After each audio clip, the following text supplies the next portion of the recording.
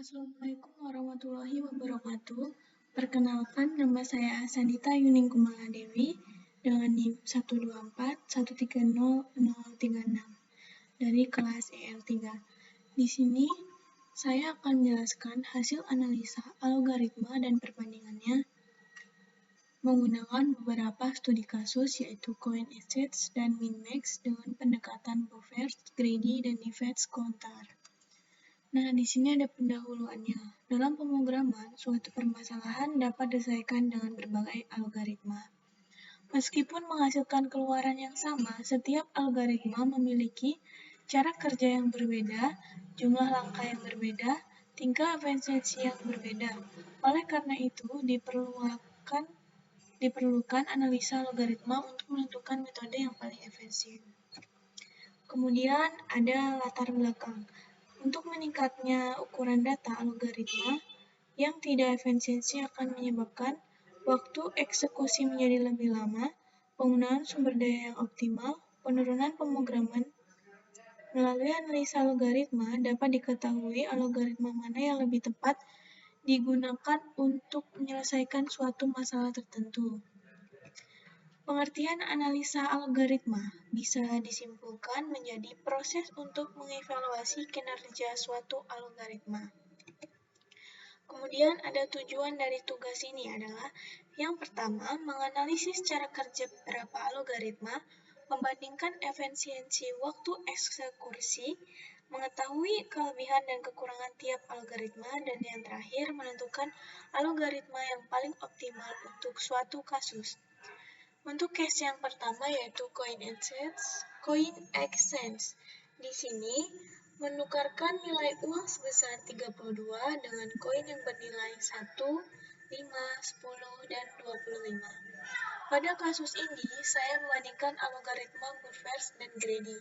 Algoritma Bovers bekerja dengan mencoba seluruh kemungkinan kombinasi koin untuk mendapatkan jumlah koin minimum. Meskipun menjamin solusi optimal, metode ini membutuhkan banyaknya perulangan sehingga waktu eksekusi relatif lama.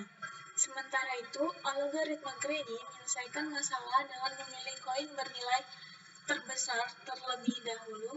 Pendekatan ini menghasilkan jumlah langkah yang lebih sedikit dan waktu eksekusi yang lebih cepat. Dari hasil analisis dapat disimpulkan bahwa Grady lebih efisiensi dibandingkan Bluefacro pada masalah CoinExchange ini. Nah, di sini kita bisa lihat dari analisis Grady dan Bluefacro. Kemudian dari analisis perbandingannya adalah Grady lebih efisiensi dibandingkan dengan analisis Bluefacro pada masalah CoinExchange ini. Nah, di sini kita bisa melihat kompleksitas waktu di algoritma dan kompleksitas waktunya. Kemudian kita masuk ke case 2 yaitu min-max. Nah, min-max ini yaitu mencari nilai minimum dan maksimum dari sebuah area data. Pada kasus ini dibandingkan algoritma Bovers dan Nivets Counter, Bovers melakukan pencarian dengan membandingkan setiap elemen satu persatu. Metode ini sederhana, tetapi jumlah perbandingannya yang dilakukan cukup banyak, sedangkan Nivets Counter membandingkan array menjadi beberapa bagian, kemudian mencari nilai minimum dan maksimum secara rekursif. Walaupun secara teori, kedua algoritma memiliki kompleksitas waktu yang sama, Nivets dan Counter lebih efisien dalam praktik karena jumlah perbandingan yang lebih sedikit dan struktur algoritma yang lebih rapi. Kemudian kita di sini bisa melihat analisisnya dari keduanya. Kemudian ini ada kompleksitas waktu pada case 2. Kita lanjut ke case 3. Case 3 digunakan untuk melihat perbedaan waktu eksekusi program secara langsung. Hasil pengujian menunjukkan bahwa algoritma Bovers memiliki waktu eksekusi paling lama karena jumlah langkah yang besar. Sebaliknya, algoritma Grady memiliki waktu eksekusi paling cepat, sedangkan Nivets dan Counter berada di posisi tengah dengan struktur yang lebih efisiensi.